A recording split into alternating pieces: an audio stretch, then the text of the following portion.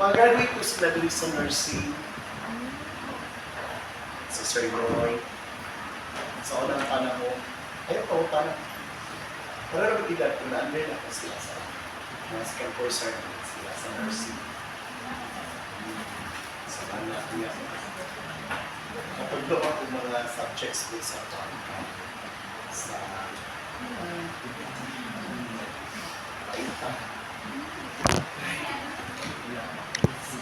so, these are the first legal basis or the salient features of Republic Act 9710, which is the Magna Carta of Women.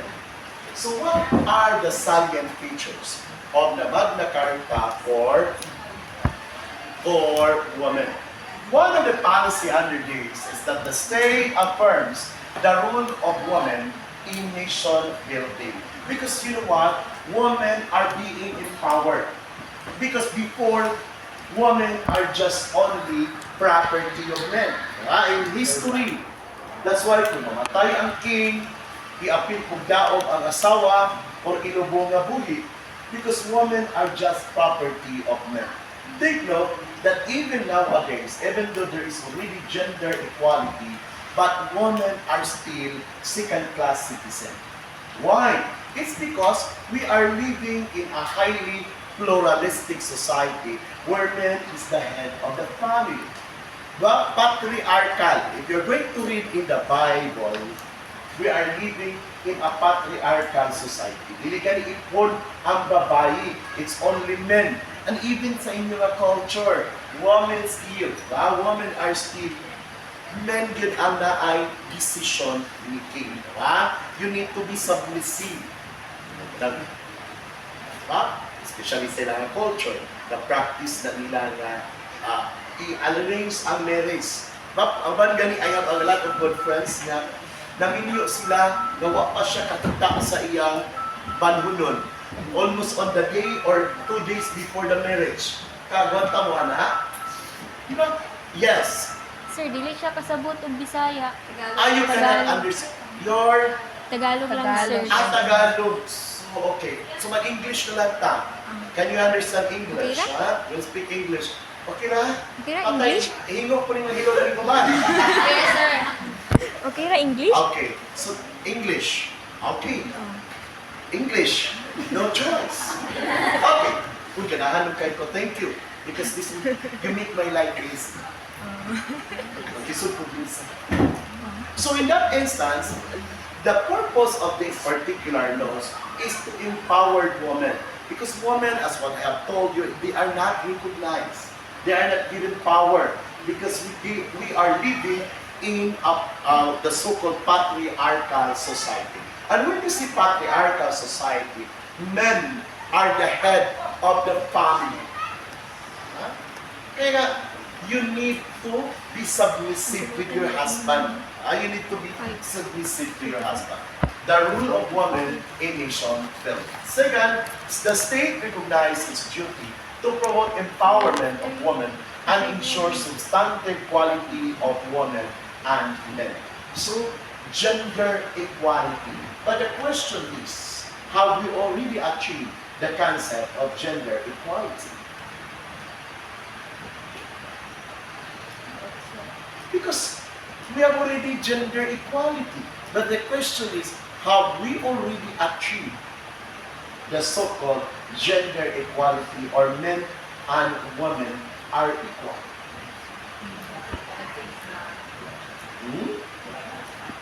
So, how are we going to do it?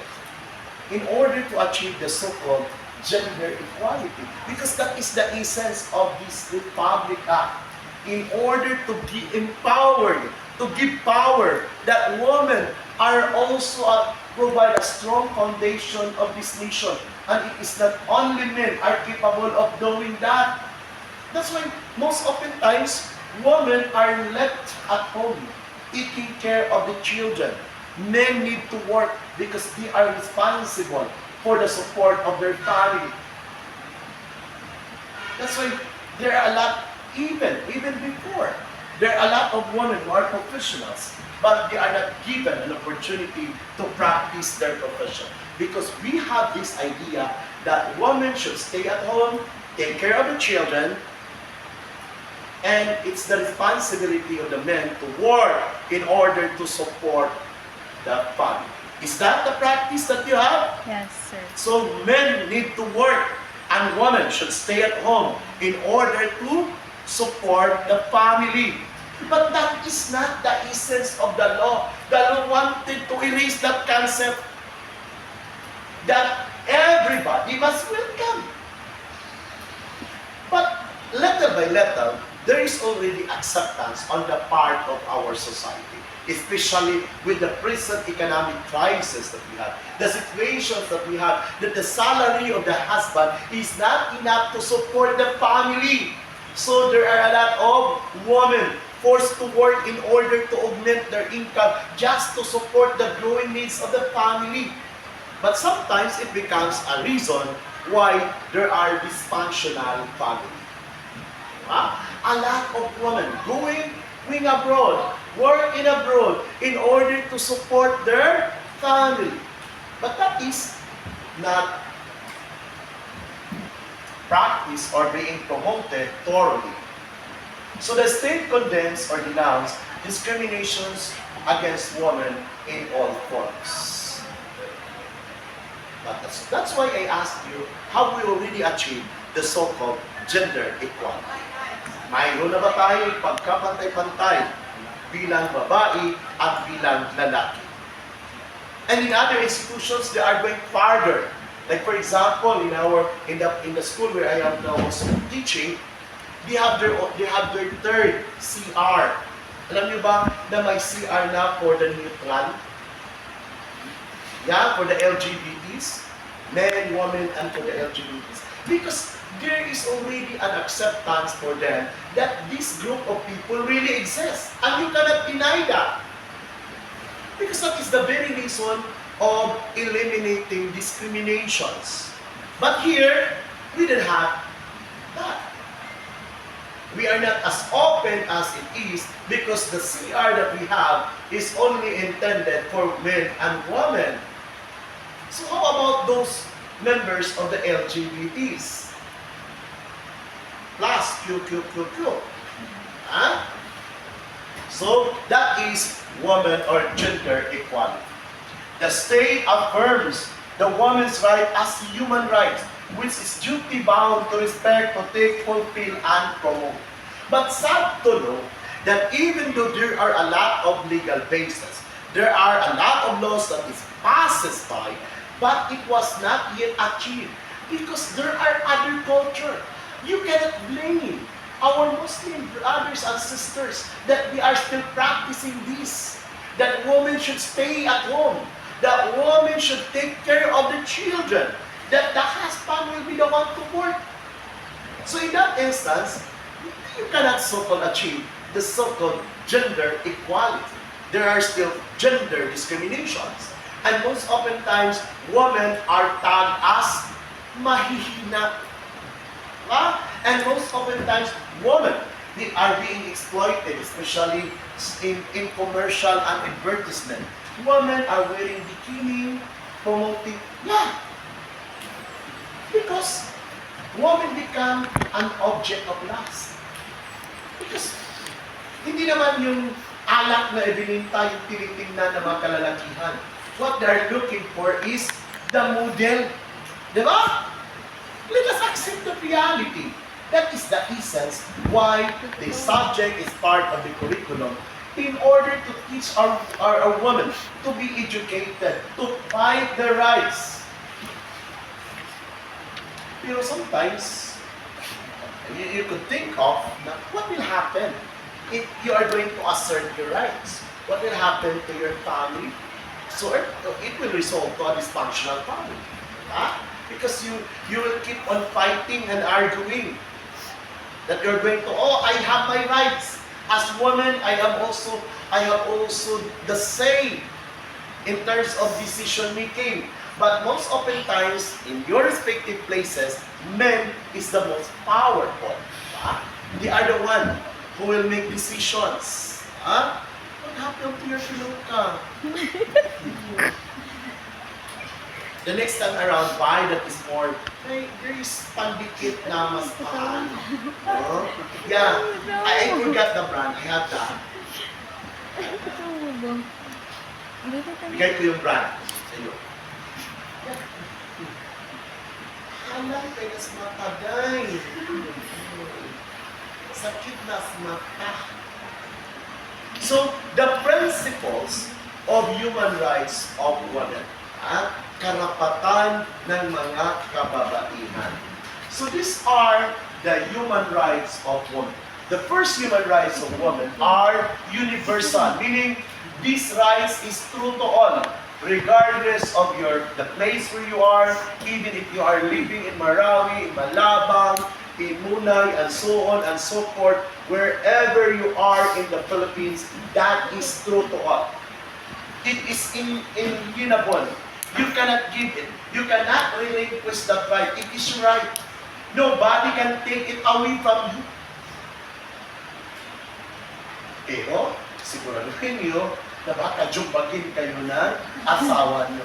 Human rights pala, ha? Ito para sa iyo. Ito pa para sa iyo. Yeah, because there are really husbands that are really think of that he is really the head of the family. Especially in the teaching that we have with our respective religion, that ikaw asawa, dapat pumailalim ka with your husband. Meaning, dapat sumunod ka. You need to be submissive. Hindi dapat na under mo yung husband mo. Dapat you are part. And that is the teaching of some religions. And even in you, in your religion, that is very firm. Yeah. But we cannot question. We cannot question their practices. Kaya sometimes, even though, kaya sabi ko, kahit na meron tayong mga batas, but if people would not change, if culture would not be changed, we could not achieve a genuine equality or gender equality. So, ano gagawin mo? Yun sa kanila. Di ba? Yun sa inyo. You need to be submissive to your husband. Or else, in your case, meron ka ng mapapangasawa. Sa ngayon, Not so. wala pa. Wala ka pang inirelate para sa'yo. Fiancé, sir. You have fiancé. Yes. And both family agreed already. Yes, but we cannot meet each other. You cannot meet yet until He is able to sustain my needs, so able to pay for the dowry, and yes, including that, sir. including the Dowry and for family. yeah. And you will become more costly and expensive after you finish this course. And after you pass the board exam, the more that you will become expensive. Yes, because the more accomplishment you have, the higher the price that you have. Yeah. If you are only a graduate of your course, that is the ceiling price. After passing the board exam, this would be the ceiling price. After you got your employment, the higher the price. If you want to pursue for a master degree, the higher the price. Yes. You're looking at me, because it is true. That is really true. That is the learnings that I have with Islamic history. We used to have Islamic history as part of our program. We study the Islamic values, culture, and their traditions. See? But there are also families, it depends on the family. Because there are also families that they won't allow, even if you can afford to pay dowry, even as long as you are a Christian, even if you are going to have a balik Islam, but they will never allow you. Yeah. Even you can pay for the dowry, as long as you are not a Muslim by law. Ay, siguro sa inyo is not, that is not as strict as you have. Saan banda ka? Muslim Mananaw. In Munay. Munay, Tangkal, Puna, Punapiagapo, Pantar. I used to visit there. I have a lot of students there. I used to visit before in Big Bansilon. Yeah, Bansilon, Big Bansilon. So, have a lot. As far as Marawi. So, anak. So, kamo, kilay presyo? Magkano yung presyo niyo? Mahal. Ha? Mahal. Sana ganun din sa atin, ano? Di ba? Sana ganun. But you didn't have the freedom to choose whom you love. The man that you love. Kaya mo? Kaya? Kaya? You're going to sleep with a man that you don't know yet and you're going to sleep with him. Can you imagine? Huh? No? But that is their culture. We cannot blame them. So you're from Marawi, am I right? Ako Tabato po, sir. Ito ba? Ito. Tausog. Maguindanao. Maguindanawon. O, hindi na sila bayad sa Maguindanawon o Maranao or Tausog o Maranao. They are not close. Yeah. You know? Yeah, even though they're Muslim, but they are not biased.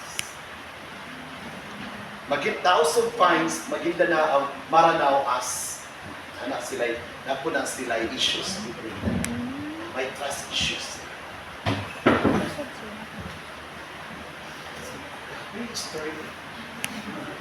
So all individuals are human beings by virtue of the inherent dignity for each human person. Don't you know that the highest rights that we have is human rights? And we need to respect one's right. And that is your human dignity.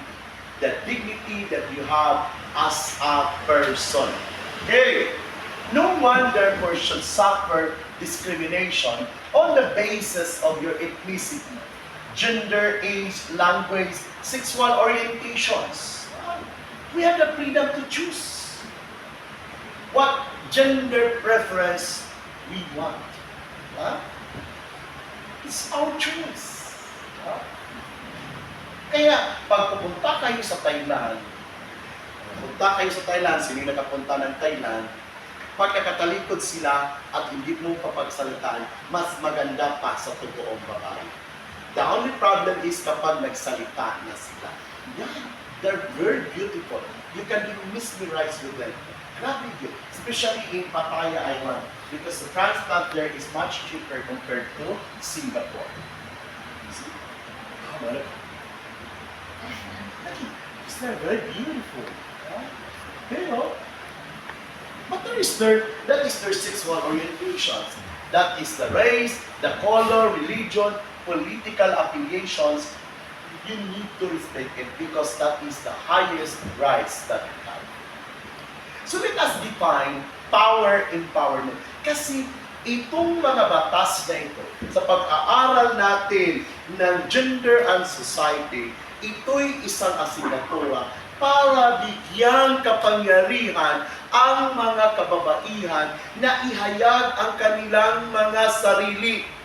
Kasi kahit naman sabihin natin na marami tayong mga batas na naipasa, hindi pa rin natin masasabi na ang mga kababaihan ay may kalayaan ipahayag ang kanilang sarili. We don't have yet the freedom to express who you are as a person. Diba? Kahit na nga, for example, kaming mga bakla, in the Philippines, there is no acceptance on our part. Wala acceptance. The only thing that we have is only tolerance.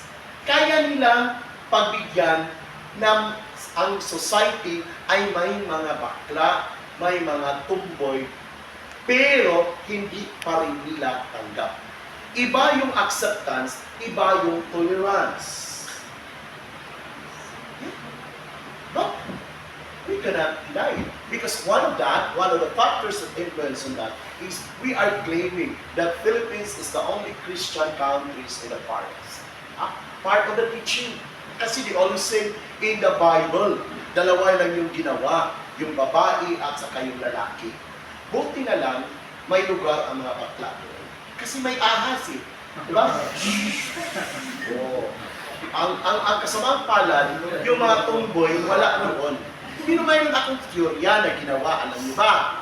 Tinignan ko, pinag-aralan ko ngayon, baka nabulok yung apple, baka may uod sa ilalim, pwede na ang mga tumboy ko. Diba? At least, they have their rule. Kaya, tingnan mo, di ba yung mga bakla sa tabi-tabi, gano'n. Diba? Parang gano'n yung, diba parang gano'n yung ahas? Diba? Oh, gano'n. See? Now, it's only part of that. Kaya joke lang yan. Huwag dibdibin. Masisira buhay niyo. Women empowerment.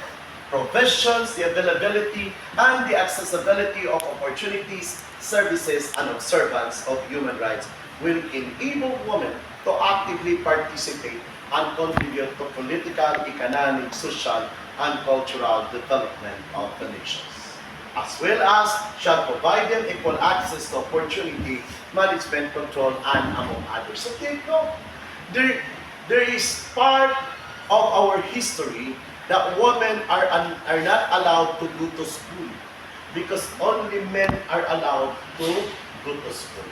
Because they have this concept, it's during the time of the Spanish period, that only men should go to school because by nature, it's only men who will support the family. Kasi yung babae, kayo yung mag-aalaga ng mga bata. Right? Kayo yung mag-aalaga ng mga bata. Kasi that's the only rule that we have. Kaya mo yan. Diba? Mag-alaga ka ng bata. Paano naman yung piloka mo? Diba? Ano mangyari? Ano malalit na? Yung yung blush on. Ano mangyari sa lip tint mo? Diba? So, mag-aamoy ano ka. So, discrimination against women. Any gender-based distinctions, exclusions, or restriction which has the effect of the purpose of impairing or nullifying the recognitions, enjoyment, or exercise by women of human rights and fundamental freedom in the political, economic, social, and cultural, or civil, and other fields.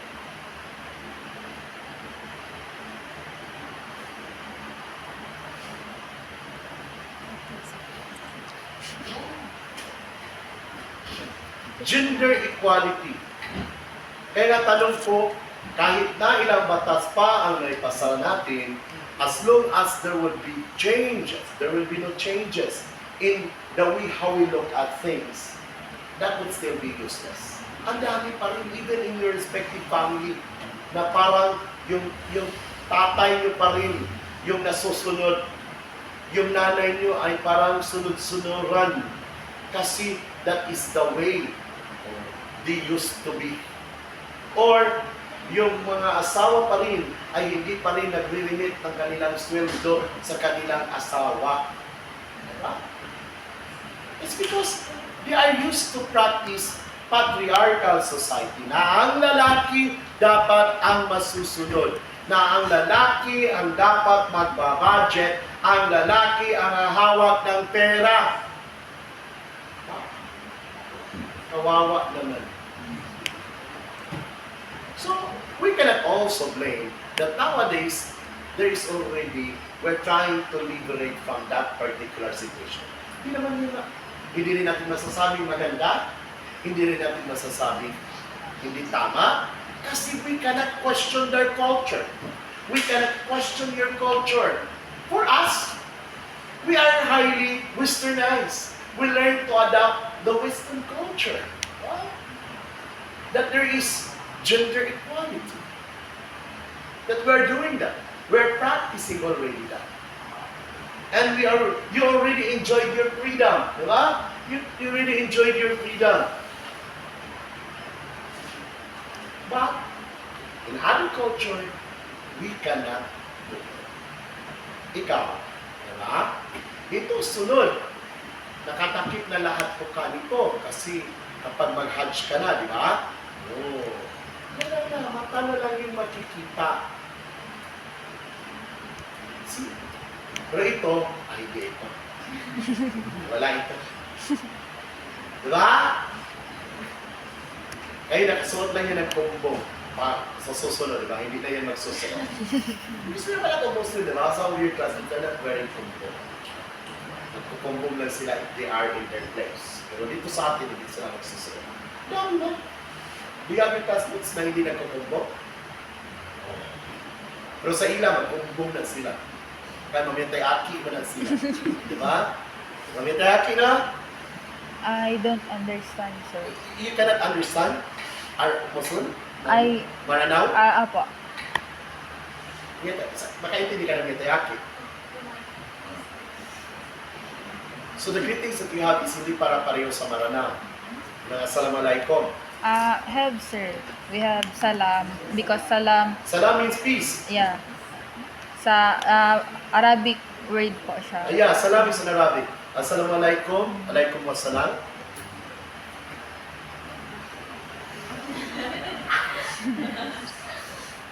Pero pareho lang kayo. Pareho lang yung alhamdulillah. Yung parang iba kasi, sir, yung sa Arabic namin, is Islamic way, and iba din yung parang sa culture namin. Yung alhamdulillah. Bismillahirrahmanirrahim. Pero pareho. Apo. I can understand mo now. Careful ka sa akin. I could still understand.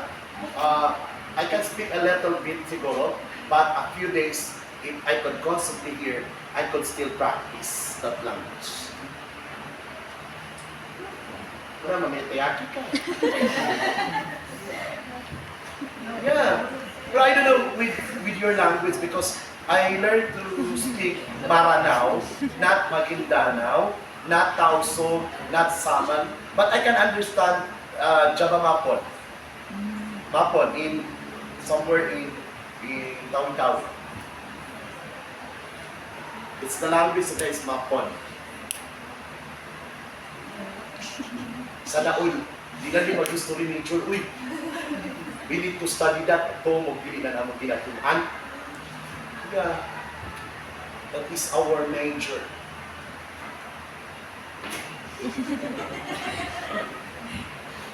Ikaw mo natutuwa ng subject na. Lagi mo lang may lain mo tudlo.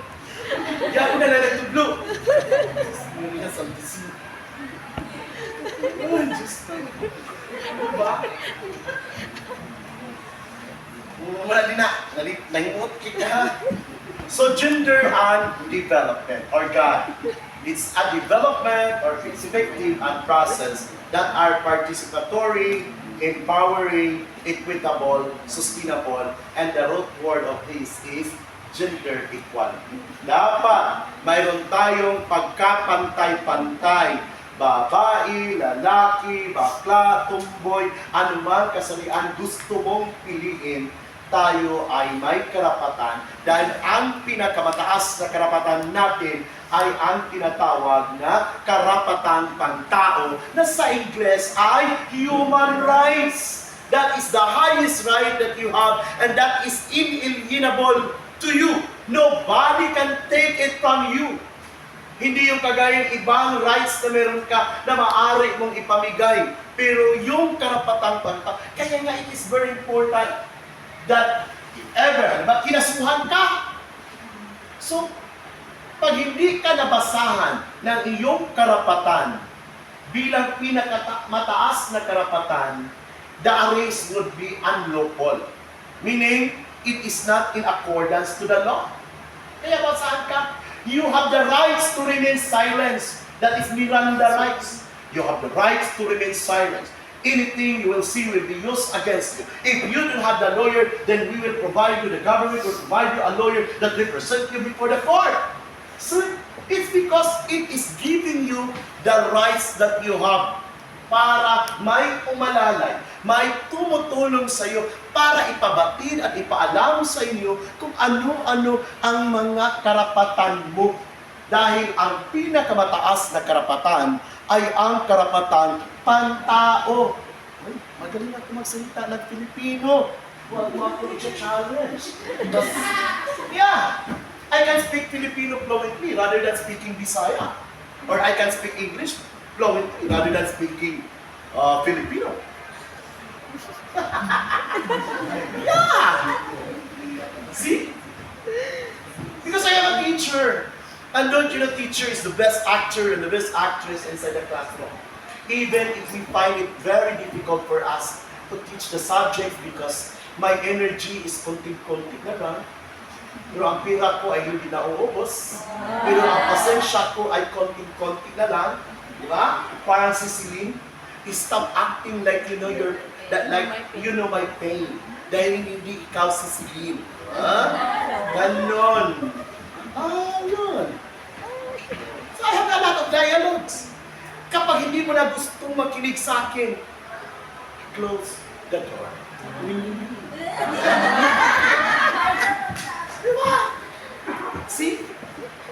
That is gender undeveloped. So kailangan natin ito para magkakaroon tayo ng pangkalahatang kapayapaan. The last thing, peace. But as what I have observed and as what I have noticed, peace is an elusive thing. Elusive in the sense that unless hindi magsisimula sa atin ang kapayapaan, ay hindi natin makakamtan ang totoong kapayapaan. So we need to ask ourselves, mayroon ba tayong katahimikan at kapayapaan? Ha? Ako maraming na Netflix, wala akong katahimikan at kapayapaan because I have a lot of business to attend to. Kaya talaga yung, you cannot have both your career and your love life. Kailangan na replyan kay makaguba o relasyon. Kagilong. See? It's part of your life, di ba? I'm not getting younger. So I need also to enjoy my life. And it is really important for me to give time for myself. I need to have me time. Diba? How about you? You have also your me time, di ba? So hindi ba naman kayo mga anak ng Diyos, so I need to have also my me time. Oh, I need to have also my love life. My God, I have my career, but I don't have my love life. My God, I cannot afford to have that. Huh? So who are enjoined to respect human rights of women? So sino-sino dapat ang marunong rumispito sa mga karapatan nating mga kababaihan? Turn natin. Charot. In my dreams. Ha? But ako, even I have the opportunity to have maybe 6 relocations or magpapalit ng kasarian, I want because I'm happy with what I have. I am happily content. Kaya sabi nila, there is a real thought or hypothetical question that is being asked to me. If I will be given a chance to choose kung ano yung pipiliin na kasarian ko, ako, wala. Bakla ko. Why? Because even now, I am happily contented with what I have. I am happy of what I have. In my career, in my love life, and in so on and so forth. So I think I don't have any so-called frustrations in life. Kayo ba? Are you happy with yourself? Did you learn from your subject understanding yourself? Parang hindi naman eh. Try to look at yourself, parang hindi naman nag-understand ang self. Diba? Have you taken understand yourself? Yes, sir. So have you tried to understand yourself? Yes. A little bit? A little bit daw. Oh, see? So you need to understand yourself. That's the only secret of happiness. Be contented. Accept who you are as a person.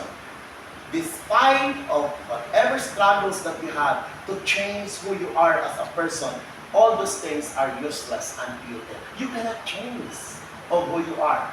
The only secret of happiness is learn to accept who you are as a person. Malapit na po. May 5 minutes pa. Refrain from discriminating against women and violating their rights. Protect women against discrimination from violation and the rights by private corporations, entities, and individuals. and promote and fulfill the rights of women in all spheres, including the rights to substantive equality and non-discrimination. So, we will continue, we will discuss all the legal rights or the basis of gender and equality, because on Wednesday, I will give you a short quiz na 3 pages. That is my short quiz. So all of our discussions, you can take your advanced reading for these subjects, all the legal basis of gender and society. Because my short quiz will be taken from all the legal basis of the gender and society. So tomorrow we'll have discussions, and on Wednesday I will give you a short quiz, and after that 3 pages. Then after that I will have, or I will continue with our discussions. So pasensya na po, I would like to ask an apology. Iba talaga itong artista tayo, maraming napapasay ng autograph, we are busy, Diyos mayo, nag-isita, hindi naman natin pwede sila din mansinin, ano? So, thank you. Oy, trivia lang. Don't you know that in the whole Philippines, only Cotabato is using Filipino as their language? Or sila lang talaga ang gumagamit ng Filipino, ang ating sariling wika. The very reason, kasi ang Cotabato ay binubuo ng iba't ibang pangkat etniko. So, wala silang isang pangkat na maaaring mapagkasunduan. So, ang ginawa, para magkakasundo ang lahat ng mga tao na ninilahan doon, ang ginagamit nila ay ang wikang Pilipino. Tama ba ako? Yes. Talagang tama. Diba? Yes. That's why, in the whole Philippines, hindi natin masasabi na Manila or Quezon City or yung Luzon ang gumamit ng wikang Pilipino. Kasi pag sa Luzon, iba't iba din yung ligway nila. Kasi may ibang, parang Tagalog, pero hindi naman kasi Pangasinenses yung halong Pangasinenses. Sa kanila is puro taal na wikang Pilipino. Kasi yun lang ang wika na maaari nilang gamitin para sila ay magkakaintindihan. Tama. Pag pupunta ng Cotabato, pag nasa labas ka, hindi ka pwedeng gumagamit ng ibang wika. Halimbawa sa community, hindi ka pwede kasi hindi ka nila maintindihan. Okay lang kung pareho kayo. Kayo yung magsasalita. Pareho kayong pausog, pareho kayong yakan, pareho kayong saman, pareho kayong Maguindanao, pwede kayo using your own language. But, if iba-iba yung Saya ka, Tagalog, so use Filipino. Okay, magaganda ang mga beach doon sa Tawi-Tawi. Ganda. Bye! So thank you for attending our class. Thank you for informing me that you cannot understand Bisaya, but you need to practice that, huh? Because as soon as you are going to stay in Rizal City, you need to adjust. Kasi dito lang naman kailangan, dito lang naman kailangan.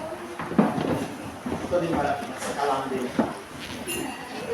Thank you for attending our class. So bye everyone, have a nice day. Here, come with us and this is all the electrical letters, guys. Yes, 31 score. On your bio pen, yes, okay. Either ako or si Mamorin. Huh? Ano ba yung Mamorin? Voldy. Voldy kayo laboratory yan. Kung laboratory kayo na wala kayong laboratory. Ano kayo ang persona? Yes?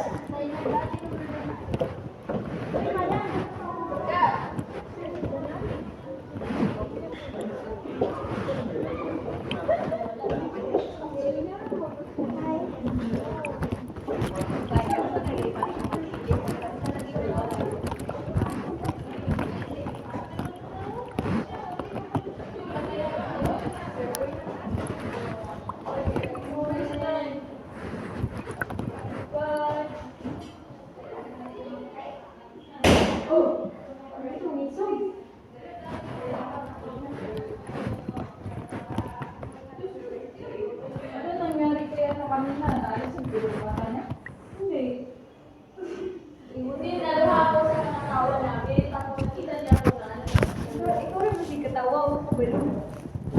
Yung pag-ibig ikaw. She's very good.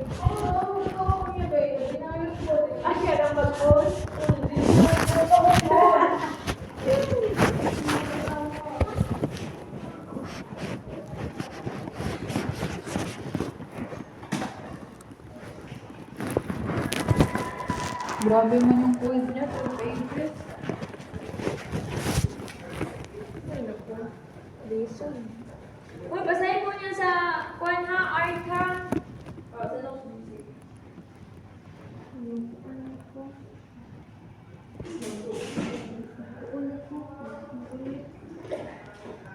Muli sa. Muli na po yun na.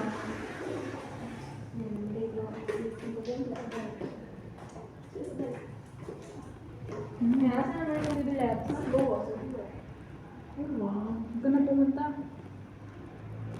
Ano mo pa daw? Ano pa daw? Yan ito pa uli. Bala yung set ka. Nag-shopping ka. Ha? Nag-shopping ka. Di magod kay. Ang iyang Monday o Thursday is kuan 5 na mahuman. Din karon kay duty man sila. So, seriously nag kuan. Ano yung ipis?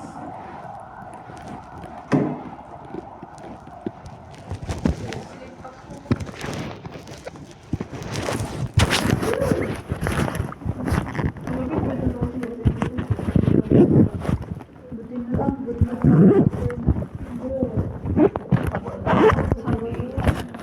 Ay, ten.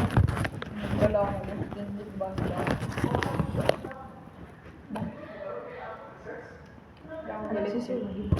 Ay, ganda yan. Parang natural lang. Ano? Sa CD? Wala. Wala niya nakakonti. Tulad.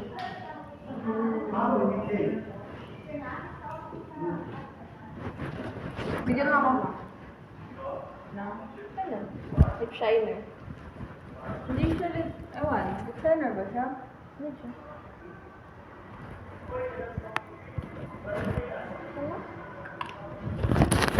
Maganda siya, mas maganda yung parang dark talaga. Pero kapag ano mo maglabas ng stick mo. Okay na kung saan. Joke lang. Galit talaga.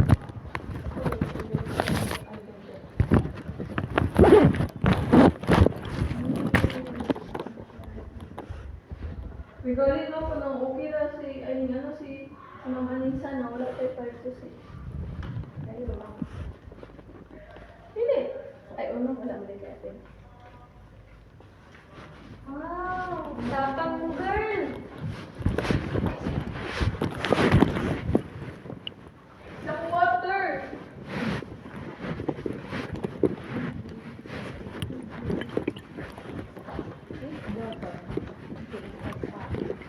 Kapag important ka, ilaw lang to, di ba? Oo. No. Iba to, yan yun, di ba?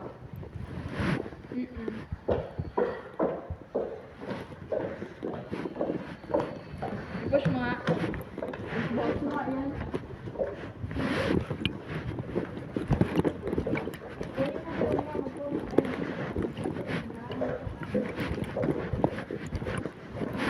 Kakalit ka na for ID.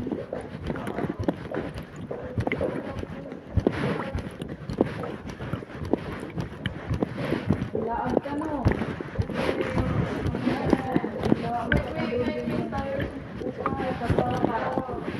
Gusto niya maglaag sa baby tapos papapush na papapush sa baby.